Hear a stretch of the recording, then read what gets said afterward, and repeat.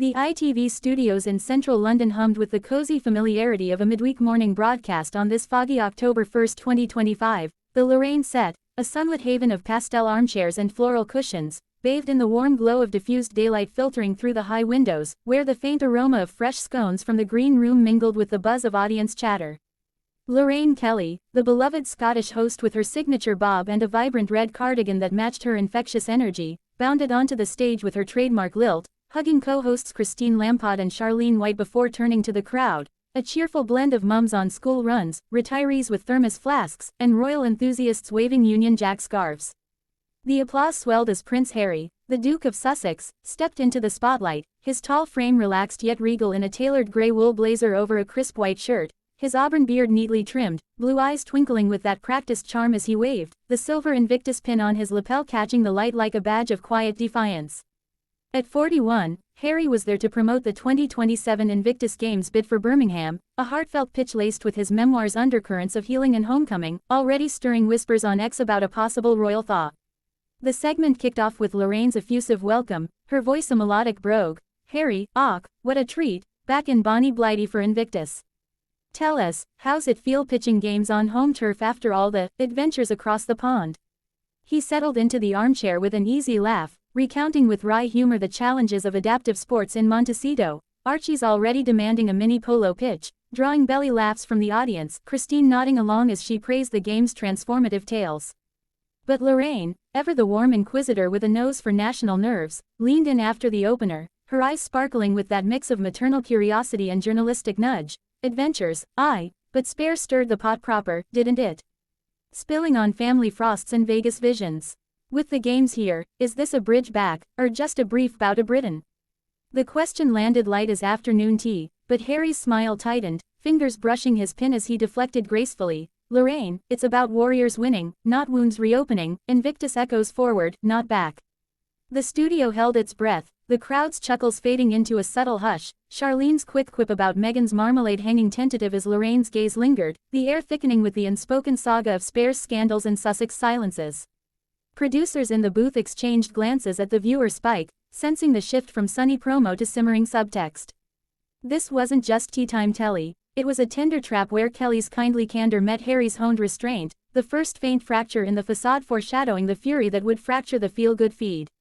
As the break beckoned like a brief breath, the Lorraine set's homely harmony began to waver under waves of weighted words, Lorraine Kelly gesturing animatedly with her teacup, steam curling like question marks, her red cardigan sleeves rolled for rhetorical reach, while Prince Harry perched forward, his blazer a subtle shield against the swelling scrutiny. Charlene White bridged with a nod to the bid's legacy. "Harry, Birmingham's buzzing, tell us about the venues that'll inspire those warriors."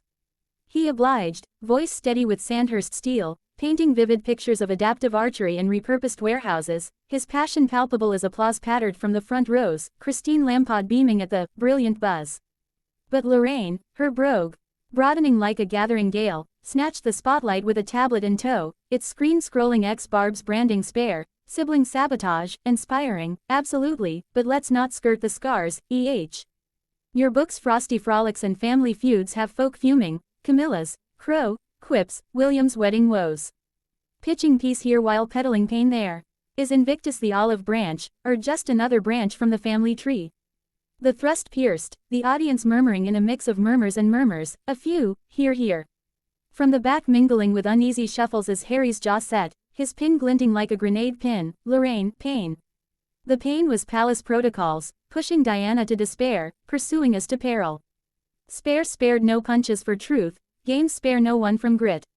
Kelly's laugh rang rich but ragged, truth's a tricky tart, Harry, tasty till it turns. You fled the fray for fame, Netflix nods and memoir millions, leaving lads like us to lament the lost lad. I rose from regional radio without a royal ripple, your ripple's a tsunami. Own the opportunism, or is that too un-Invictus? Harry's hand clenched the armrest, knuckles paling against his cufflinks, retort rumbling low, opportunism. You opportunize on our odyssey, headlining headlines that hounded my mum to her grave, my missus to meltdown. This isn't lament, it's legacy laundering. The crowd cleaved, claps clashing with coughs, Christine's, let's lighten, lost in the lashing as X lit up in the booth with #Harry vs Lorraine leaks from lurking lenses, memes of Kelly's teacup as truth brewing against Harry's pin as royal rivet. The tussle wasn't tidy, it was a tempest of Kelly's convivial critique crashing Harry's calibrated composure, every exchange an ember fanning the flames toward the flashpoint where morning merriment morphed into midday melee. The set's summit surged like a sudden squall, the ITV clock ticking 9:58 a.m. as Lorraine Kelly leapt to her feet, teacup clattering like castanets of candor, her cardigan askew in the ascent, legacy laundering. Lad, your legacy's the lash out, lashing the lot for likes while we lap up the leftovers. I echoed every mum without an entourage, you echo exile for Emmys. You're done here, no more ducal disses on my dime. Harry rocketed upright, blazer billowing like a battle banner, mic unmoored with a resonant rip, done. Your dime's drenched in denial, dismissing despair for dazzle. Viewers, value victories, not vendettas. The audience erupted into ecstasy and enmity, a whirlwind of, go Harry. And, sit down, phones a frenzy of furtive footage as he strode stageward, strides striding a steadfast stanza, his blue blaze boring into the lens, Lorraine. Less loose lips, more listening. Kelly, unyielding in the uproar, unleashed the ultimatum, listening.